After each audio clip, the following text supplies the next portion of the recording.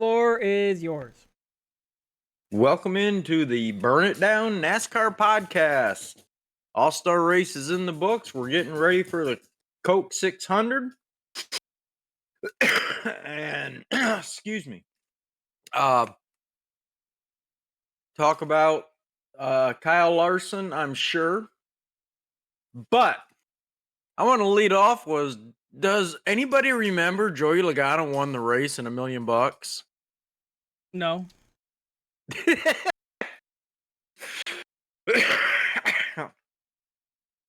Led 199 of the 200 laps.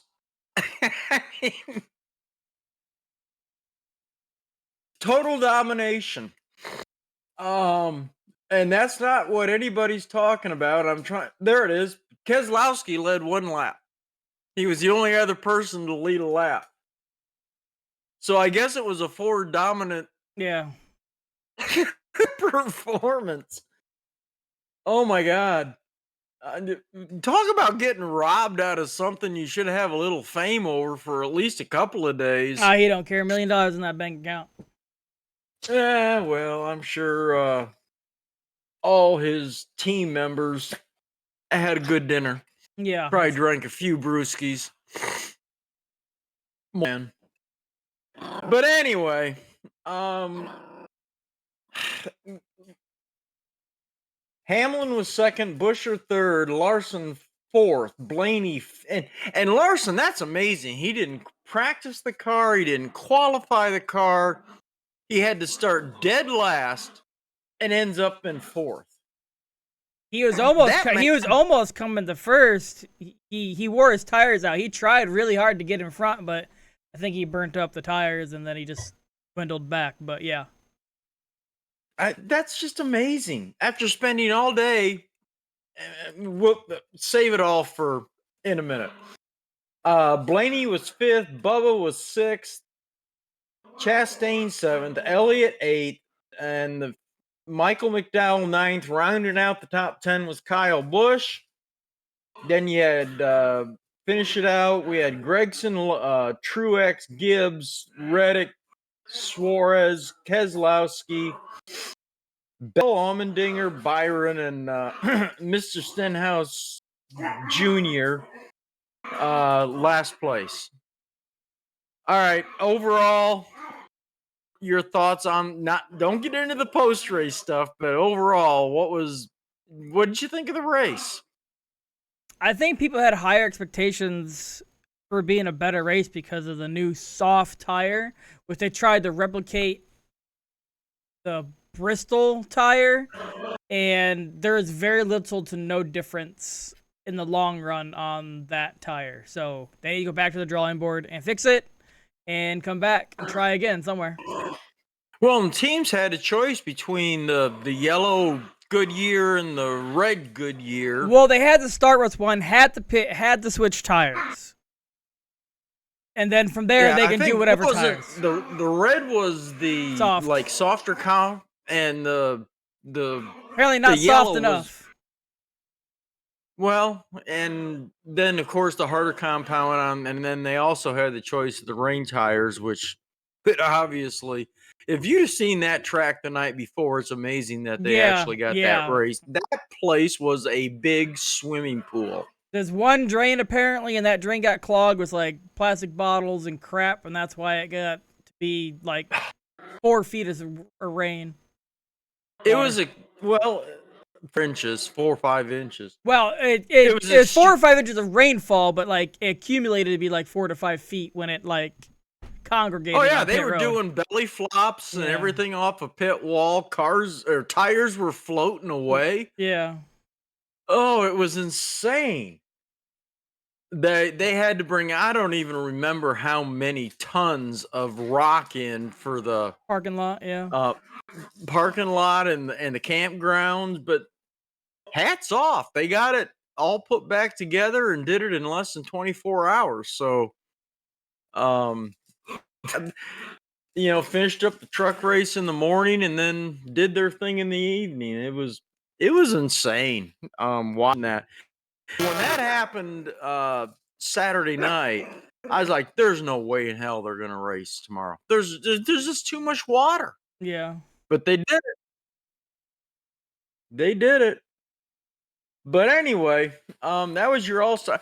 I'll be honest. You kind of limited it just towards tires. I say it's a car. It's the It car. is, I know, but they were trying so hard with that new tire to replicate what they did at Bristol, where the aero didn't matter of the car.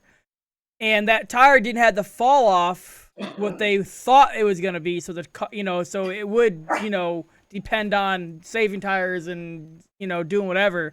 And yes, it's the car, I agree, but this tire that they tried, just whatever compound or formula they used, didn't matter in the long run. It was literally the same. Eh, I I can't disagree. Um, but I still say this car. It is. There was very little other than Kyle Larson. There wasn't a whole lot of passing going on. No.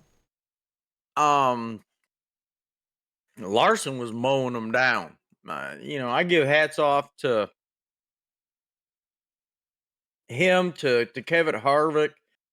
Kevin Harvick, he took a few shots at Stewart Haas Racing during that couple of days. Where one of the quotes that I remember vividly is, "I got talked to more by the owner of this team in the couple of days that I'm helping them out than I did in the last year and a half of working at Stewart Haas."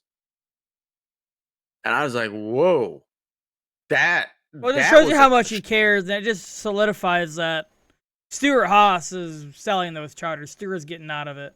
He's got a family oh, coming. he He's is." worrying about the NHRA stuff. He doesn't like it anymore. NASCAR has gone too away from what he loved it as, and they don't listen to him. They rather fine. They just rather have him shut up and buy a charter. So he's selling. I have Well, no you doubt remember a he's selling year or those so charters. ago, yeah, but you remember a year or so ago, probably 2 years, if you take all the comments into account, he's been vocal, and then all of a sudden he's just shut up. It's Yeah, like, all right, fine, I'm done. I'm done. he realized it doesn't matter what he says. So, all right, poor Joey. Um, we got Charlotte next week, so we'll talk about that after we talk about. Let's do the big thing. Um, Is Ricky, in your opinion, is Ricky Stenhouse going to race this weekend? No, yeah. As much as NASCAR tweeted videos, post about the video about that fight, they made so much money on that fight. You're gonna fine them and suspend them? No, they'd be stupid too. You made If they're them millions of dollars alone on posts and advertisements, and they're eating this up and trying to create this, but then you're gonna penalize them. Stop. if they're going to be consistent, they're going to give him a one race. Nah. There's no way. If they do, they're fucking stupid. All right, well, mark me down as I think he's going to. And again, we're doing this on Tuesday early afternoon, and all this stuff's probably going to come down tonight after we're done. I think, if anything, it'll be a fine, and it'll be stupid fine. But also, how can I put this? To try to say that they're to be consistent, this wasn't a points race. This was an exhibition. That'd be the only outlier. It's not a points race. Yeah, they fought, but it wasn't at a points race. It was at a exhibition. They'd be stupid to suspend, in my opinion. Okay. I see your point, but I also can talk about things that have happened off track, nothing to do with the race, where people have gotten suspended.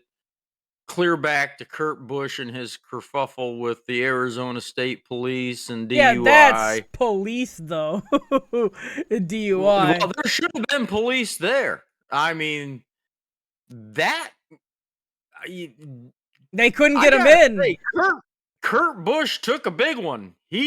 I don't know if it was that big or that good because he put his hand up and the water bottle did a lot. I think Kurt Busch got Stenhouse Senior better than anybody because he knocked Kyle Busch. Kyle Busch rocked Stenhouse Senior pretty good, and then Kyle Busch's pit crew member just throwing people off the truck. Get out of here! That dude was.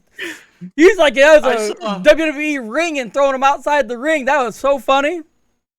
I saw a meme, and it was of one of Kyle Busch's pit crew members, and the guy says, I want him on the Carolina Panthers. Yeah. Most of those guys are ex-NFL or ex-college football guys, so it makes sense how that guy was just, get out of here, just picking up and throwing them. Get off my truck. I don't get me wrong, they both got licks in, but I don't know who got the better one. And in my opinion, NASCAR, this is what's going to draw fans to your sport. Hockey, they throw out and let go, and then they split them up, and there's no penalties. Well, they get the penalty box. Let them fight. This is what fans wanted. Well, this is the kind of thing that rocketed NASCAR to let them fight. Infamy. Yeah, in 79 when I can't remember who the two were. As long as they're not throwing helmets and throwing wrenches, let them throw fists. I don't care. Well, I don't either. I really don't. But I'm looking at like Bubba and Larson back. Yeah, but Las Vegas last. Yeah, but Larson got put in harm's way by Bubba's dumbass pushing him against a crashed car. Like that was very dangerous. If he would have stood there and tried to fight him, I think Kyle Larson probably would have took a punch or two because Kyle's not that way unless he got really pissed. But I know what you're saying. I just don't know if they're gonna get suspended. I haven't seen anything. I haven't heard anything. I haven't either, and they said they're gonna. I heard evaluate and look at all kinds of videos and blah. Yeah, blah, blah. And I heard that they're looking at it. I heard it on Sirius XM, and the decisions as to whether or if there will be penalties, they're gonna do it this afternoon or tonight. I'm with you that I don't know that there should be a suspension, but this isn't something that just happened. They both got out of the car. Stenhouse stood around for 2+ hours waiting. He parked his car in Kyle's pit. Yeah. He went in the pit box and he bitched and yelled at everybody on Kyle's crew. Yeah. And my point about all that is, you know what? You about took out Kyle Busch, and Kyle Busch says, you're not going to get away with that. And he took care of the situation right away because he did. Stenhouse did put him into the wall. Yes, I agree. And the reason why I think strongly that there might be some ramifications up to and including suspension for at least a race is because it didn't just like happen in the heat of the moment. The boy had 2+ hours to think about. Well, here's the thing. He said, watch till after the race. Why isn't NASCAR holding him off then? Because he said, I'm going to confront him and watch till after the race, after the interview. They had 2 hours to get Ricky Stenhouse and get security there. They wanted this to happen. And they didn't do it. I agree. Like I said, I can see both sides of this. This is let them have their beef and this is good. Boys have at it. And this NASCAR, they were tweeting about it and everything even before it all happened. Is watch till after the race. I'm here. I'm stuck here. There's no tunnel. So NASCAR knew what was coming. He said he was gonna do something about it. So NASCAR should have been there with all kinds of security if they really, really wanted to stop it. I understand. I know what you're saying. Yeah. So, Even Stenhouse's dad, he was in the. It reminded me clear back when I think not Keselowski, or yeah, was it was racing for Front Row Motorsports, and him and Carl Edwards kept getting into it, and yeah, his dad said, "I'll put my fire suit back on and I'll take care of this situation inside of 2 laps." Um, I I don't know. It was entertaining, and I know NASCAR. It got them ratings. It got them post race ratings. It got them a lot of chatter on the internet. I just wonder if they let this go and then it happens in a, you're saying the distinction is it's an exhibition race, it's not points. What if this kind of thing happens in a points race? You know what I'm saying? Say out of Bristol. Where are you going to go in Bristol if something like this? You can't leave until the race is over. You got to go over the track through the wall. yeah, So, compare the situation to if it had happened at Bristol is the only distinction that it's not a points race versus, I mean, I can think of a lot of drivers that would have to sit and stew for 2 to 3 hours in the infield getting taken out on the second lap. I I see your point about NASA knew something was going to happen, so they let it happen. And it happened. But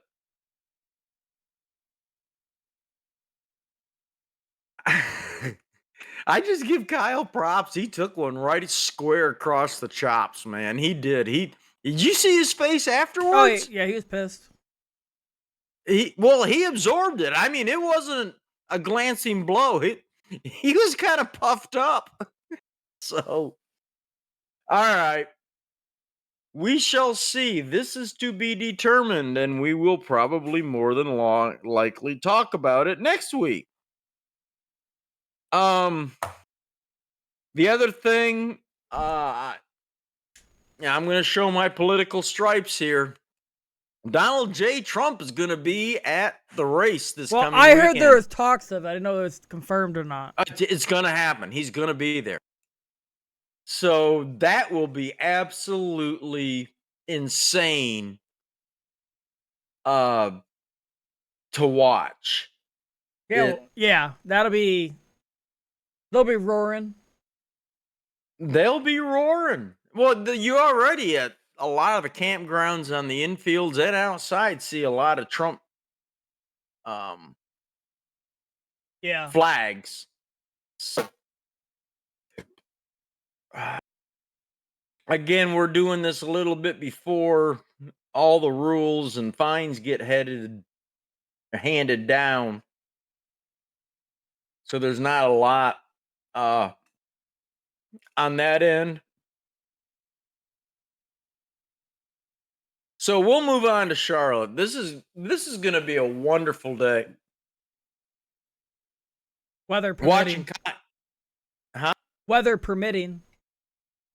Oh, we got weather problems coming, DC? I just seen a thing about I was looking at Twitter and there was a thing that Hendricks.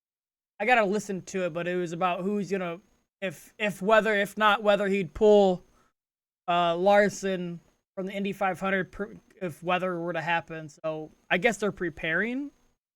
I haven't looked myself. Let's see. Sunday night? Or Sunday? Sunday. Let's go Pulling the double, the Indy 500, and then going on to the Coke 600. Sunday thunderstorms. I would think that if they're going to pull him from either or, it's going to be Indy and put another driver in there for that car. Because you're talking a points paying race. Yeah. Well, Kyle's already in, but yeah, I think I agree with you. It's just the sponsorship and things, and Kyle will just do it again next year. But who do they have? Tony Khan. Tony Kanon. Well, if and you're right because he's got to win, so he's already in the championship. 16. Who would they put in that car if they In the decided to 5 let him car, go? Yeah, Dale Jr., it's not going to be Rajah Caruth. Kevin I Harvick, guarantee. Dale Jr. I don't know. I don't think Jr. will do it, but I think it'd be Harvick if anybody. That would make sense. Because this is, and I come at it from this angle. Kyle Larson is just insane at Indy. He qualified 5th, middle front or second row. What was it? A 233.766? Yeah, something. I know all the Penske cars were in the 234s and they dominated the front row for the second time in history. I think the last time was 78, 68. It's been a while. But they were singing all week long that they've got the front row. And they did it. I think this is such an opportunity for Kyle.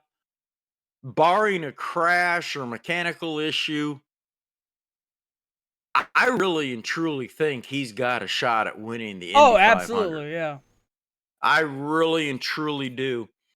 And if he does, they're going to have to put somebody else in that number 5 car anyway at Charlotte because by the time you get done with all the post-race celebrations, if he wins, NASCAR is gonna delay that race. I don't give a shit. You telling me they're not gonna delay that race for the Indy 500 champions coming to race in our race? You don't think that viewership's not gonna jump? They would delay the Coca-Cola 600. They would delay it. An hour. What's that? Well, they did it for the All-Star race. They would delay it by what, 15 minutes or something like that.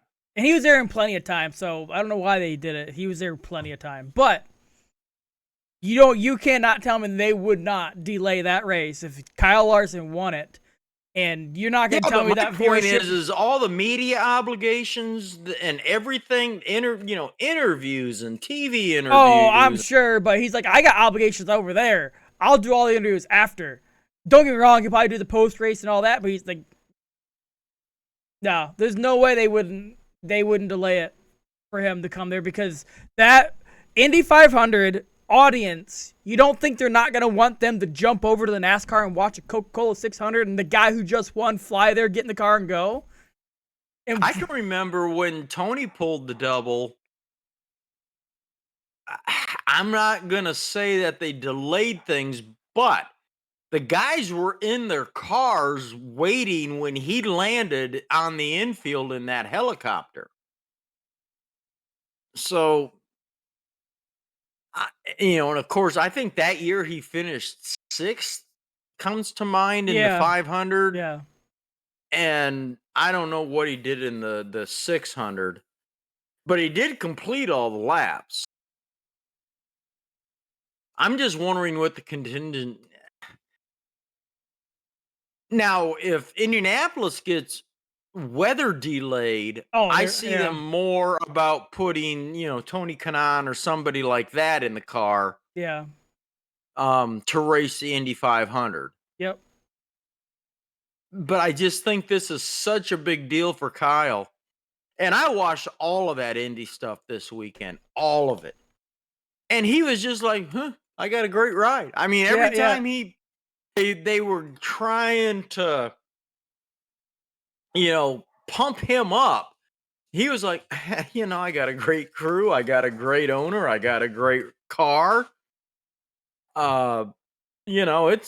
He was basically saying it's not all me. No. It's but that's him. So it'll be interesting to watch this. I don't disagree with you that if he does win, and I thought when he was going to do this, it was just going to be an effort to try and complete both. I really think the boys got a good shot at winning at the 500. We'll see. It's interesting. It will be fun. It's going to be a day. That's for sure. It's going to be because I'm even I'm going to watch the F1 race in the morning. It's going to be a complete day of nothing but watching racing. But Indy 500 starts at 12:45. yep, and the Coke 600 is supposed to start at like 6 something. Yeah, F1 starts at 9. Monaco? Oh, Monaco is a good race. Like I said, it's going to be a complete day. Wow. Fast cars all day long. And Cola is right now saying 6, but they can. I mean, they can push that back. They got lights, so Yeah. Does it last 4 hours? Well, a race is 400 laps. Usually lasts 4 hours. yeah, you factor in cautions and all of that. And if they let Stenhouse race, there's probably going to be another big caution. Well, he said on that Stacking Pennies podcast with Corey LaJoy that he said he's not going to go after him. It's done and over with. Like, he said he's not going to try to wreck him. But that all depends if Kyle Larson or Kyle Busch tries to wreck him. So I'm assuming, I don't know if it's squash beef or what. But it's what he said, at least. We shall see. All right. So we move on to the Coke 600. As I like to do top 10 finishes, and then we'll do the average finish deal. Kyle Busch has the most, and this is in the last 10 races. Kyle Busch with 8, Truex with 7, Hamlin with 6, Elliott, Stenhouse, and Larson all with 5. Bowman, Busher, Blaney, Dillon, Reddick, Keselowski with 4. Byron has 3. Bell has 2 in 5 races. And Logano has 2. And then you've got a slew of only ones. And average finish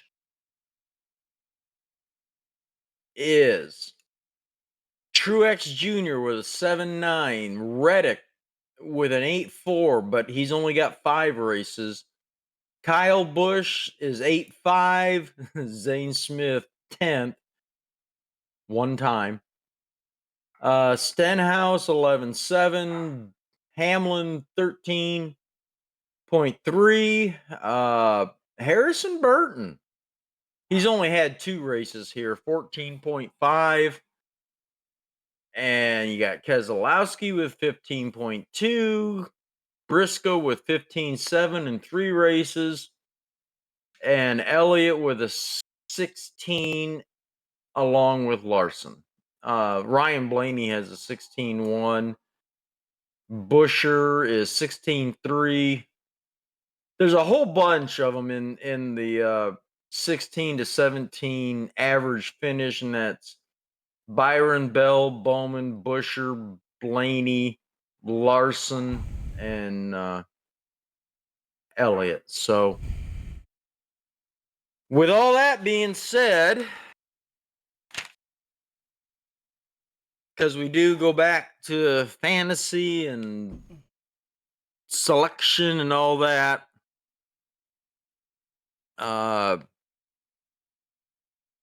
I should have been ready for this. I need to pull up the points standing because I don't have that up yet. Quick links. Oh, come on. Where's it at? All-star results. So, darling, blah, blah, blah, blah.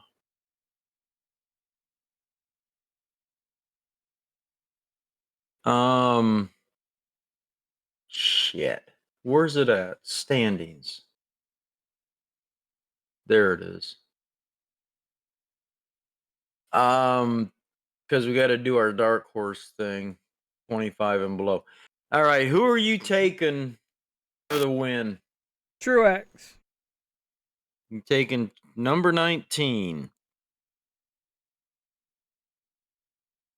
I'm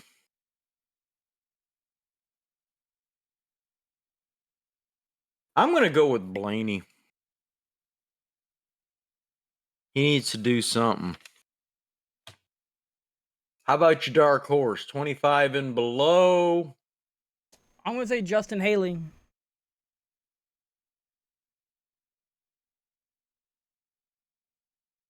Justin Haley.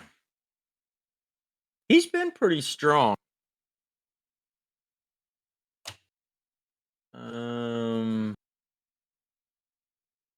I haven't really looked. I'm gonna say Eric Jones. He's been pretty good lately. All right. Do they have the? Have you been checking if they've got the head-to-heads yet?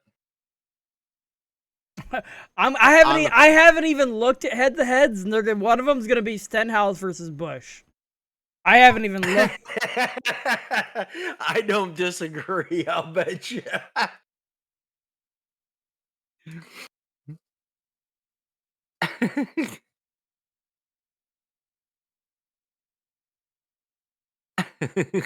No, they don't. This is weird. They have Kyle Larson or William Byron.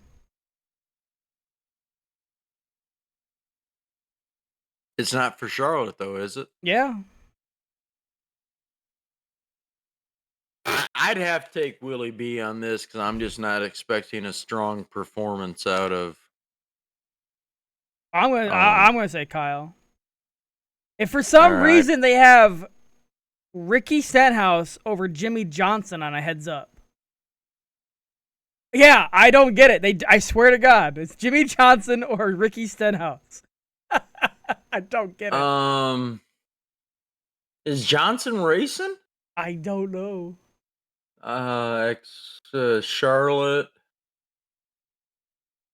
Where's the entry list? Right here. He's in the 84. He's not even entered. That's bogus. That's what it says. Wait a minute. That's okay. I'm on the wrong. Charlotte Charlotte race page. Entry list. He's not. Yeah, he is. Yeah, he is. Advent Health. He is. Yeah. Yeah, he is. He's listed. Okay. Which is him over Ricky Stenhouse. I'm gonna take Stenhouse because Jimmy can't finish I'm him. taking yeah, and then they have Kyle Busch or Ryan Blaney. Well, I'm gonna take Blaney. Yeah, and then Reddick or Logano. I'm gonna take Reddick on that one.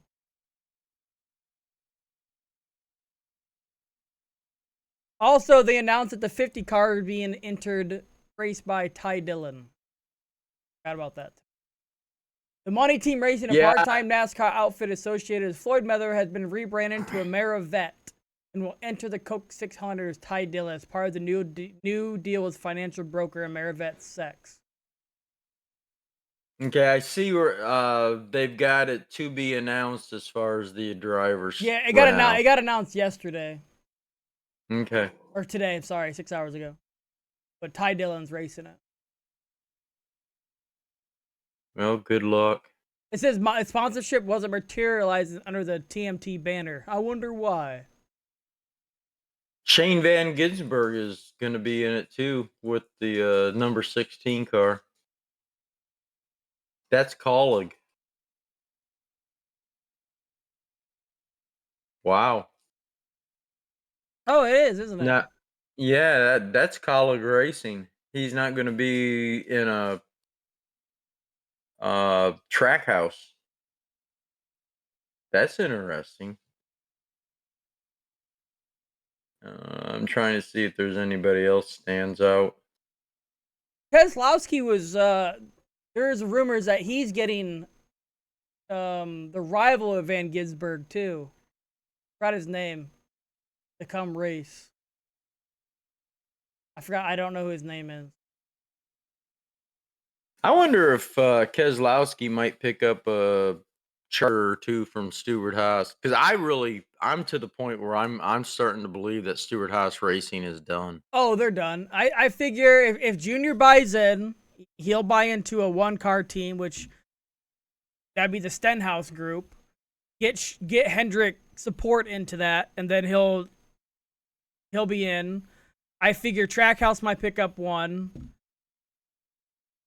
for Shane, and then I've heard Front Row grabbing one, and maybe Spire grabbing one because they only have two. So I don't know, but apparently they're selling between 20 and 30 mil. Apparently, what they're evaluating a piece.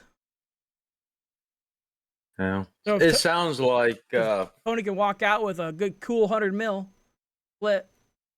Yeah, he's just had it because you don't hear anything out of him anymore. He's worried about his wife and his kid coming and his NHRA. He's full time there now. He just sell it. He's to the point. Just sell it. He almost sounds like Harvick with when he had Kevin Harvick racing trucks, where he's done. I think it's another thing is sponsorship. It's hard to they don't have a dedicated sponsorship anymore, so they're fighting for tons and tons of sponsorship, and he's just like, it's just, we're losing money. We're trying to get these random ass companies to sponsor. So I think it's a domino effect, but ultimately I think it's on NASCAR. But he's out whenever it happens. It'll be on NASCAR. I always not always. I've been kind of thinking about maybe Junior taking over Stewart Haas Racing and switching over to Chevy and partnering with Hendrick. I wouldn't disagree, but from what Junior says, buying a charter for that much money is just it scares him shitless. Essentially the words. It's just, I can see him buying Stewart Haas with, how can I say it, with a backer, someone helping with the money, but only buying 2 cars. I don't see him buying 4. Starting with 2. I see him being a 2. Well, if anybody can get sponsorship, it's Junior. Oh, I agree. But I'm talking a financial backer. Like, he can't buy that all himself. I mean, he probably could, but he doesn't want to. He wants, how Trackhouse has, how many investors. So I figured he'd try to get investors to help with buying that. If he did, I don't know if I wouldn't be. Are you saying that you think he'd have trouble attracting business partners? No, I just think he would want investors and business partners. He wouldn't want to buy it all by himself. He would label it Junior Motorsports, but he had investors backing, helping him with the $30 million charter buys. Who that being, I don't know. Well, all right, let me play a little bit of devil's advocate here. He's got JR Motorsports, and they're very successful, and they've got a lot of people involved in that. You don't think those people would be open to helping him take over Stewart Haas? Not for $60 million. Why not? I guarantee you Junior Motorsports ain't worth $60 million. They didn't have to put that much money into it. But they've got solid sponsorship. They've got solid investors. Why wouldn't they want to make the jump to cut with? Okay, let me put it this way: if they don't have the driver lineup, they won't do it. They're gonna want top tier drivers, and who is there? There's no drivers that are available. You got to take the chance on maybe Martin Truex jumping ship because his last year's done. You got to get veterans that know how to win in there. You're not going to take a Stewart Haas. You may take Josh Berry because he has proven he can race in it, but he hasn't won. Chase Briscoe's only won twice. You ain't taking Priest. And maybe Noah, because he has proven. And he has won a lot for junior, and not in the cup level. But if you're gonna take over a charter like that and bring in investors and sponsors, you need to come out winning. And what drivers are available coming off contracts or worth the chance? Only person that comes to mind is Martin Truex, because he is on his last year contract because he only extended 1 year. And Junior's always said if he ever did, he wanted Truex to drive for him. Keep going. I'm searching something here. Yeah, no, quick. I just thinking out loud. Well, I want to see whose contracts are coming up. Yeah. No, I understand your reason.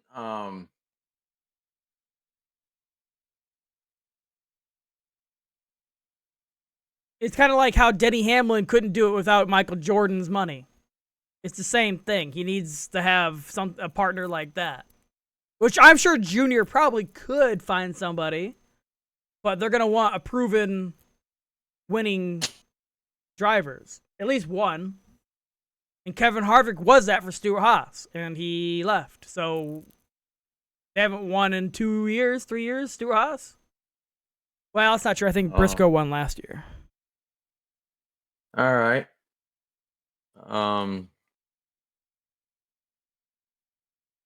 Drivers that could be free agents in 2024.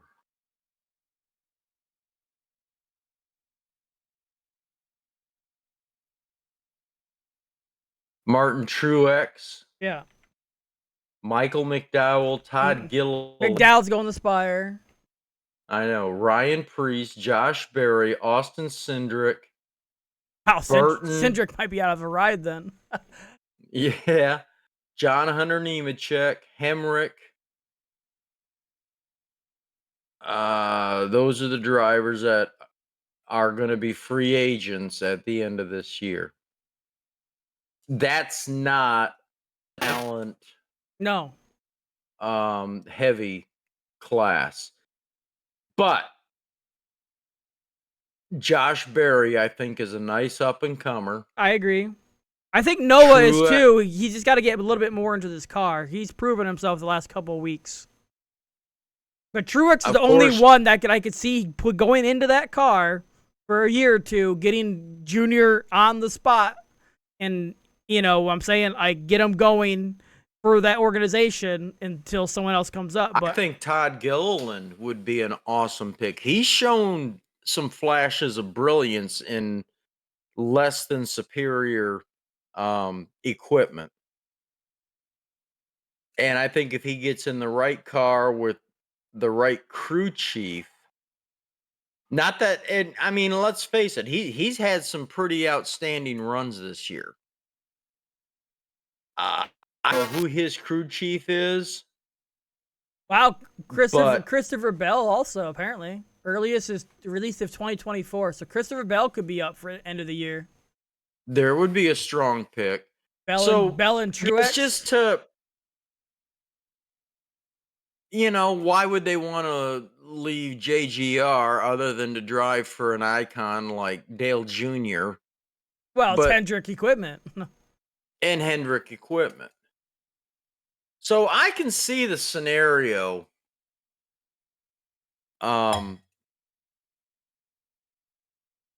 just hate seeing Stuart Haas go by the wayside, because Gene Haas started that company, and then of course, they had some flashes of brilliance. Tony Stewart bought in when he left JGR, and brought it to the next level with Kevin Harvick, him, Clint Boyer, and we can't forget Danica.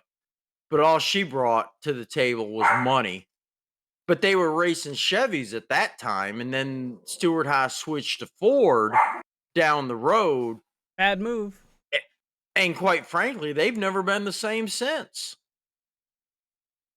Um, so I can see someone like a junior coming in with backers, and I think he'd have no trouble lining that crap up. I mean, it seems like he's almost got the Midas touch. He goes to North Wilkesboro, puts it on iRacing, does all the blah blah blah, and gets it back up and running. And they're saying now that he's a big part of Rockingham getting that back up and running. So it seems like he's able to attract people to help him do what he wants to get done. Um, and I truly believe that not next year, but in 26, I think you're going to see North Wilkesboro as a points paying race in Rockingham as the All Star race. Yeah, I was surprised they announced that Wilkesboro's again All-Star race. I'm like, this place is ready to go. They do I think things then in three, threes. true. They do things in threes. So Rockingham's got And another year of improvements and whatever. yeah, but they are making solid progress at Rockingham. I'm seeing pictures all over local media and social media. They're working hard at it, and Junior is involved in this, along with a lot of other players. So it wouldn't surprise me at all to see not 25, but in 26, North Wilkesboro go to a points paying race on the schedule and Rockingham be the all star race for 3 years. Yeah, while they It, reverb another track, that'd be cool. yeah, but that's just my opinion, and we'll only see how it ends.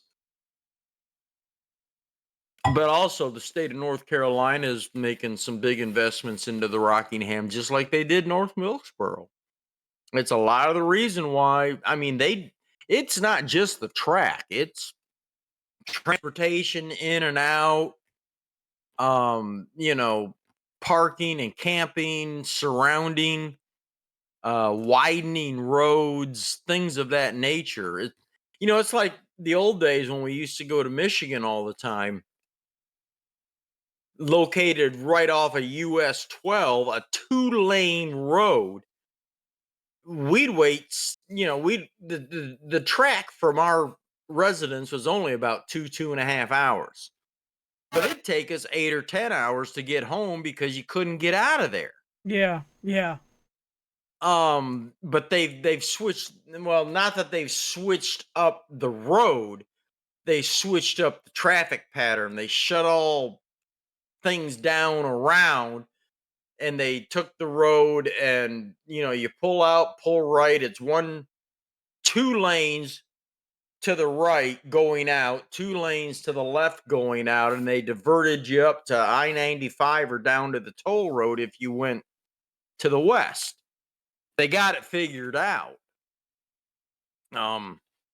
And for a big chunk of those days, it was really cool because I had Sunday and Monday off, so we wouldn't even play. We just hang out in the track till Hmm. Monday afternoon, and after all the idiots were gone and everything, and we'd zoom right home. But man, for a couple of years there, that was the most dreaded part of the weekend was trying to get out of there.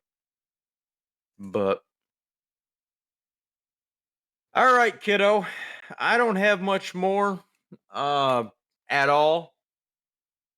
I think we kind of chewed it up. I'm gonna be, like I said, all day. That TV's gonna be on from the early morning till late at night. Monaco F1, the Indianapolis 500, and the Coca-Cola 600. It's gonna be a day Yeah. that I'm looking forward to it. I'm really looking forward to it. It's gonna be fun. And I can't imagine the story of Kyle. I know the smart side of my brain says he's probably not gonna win the 500, but boy, I'll tell you, after his performance last weekend, and it was cool seeing Jeff Gordon there. Oh yeah. That guy's got a cement smile now. I didn't see him without a smile on his face. He Yeah. was just like a kid.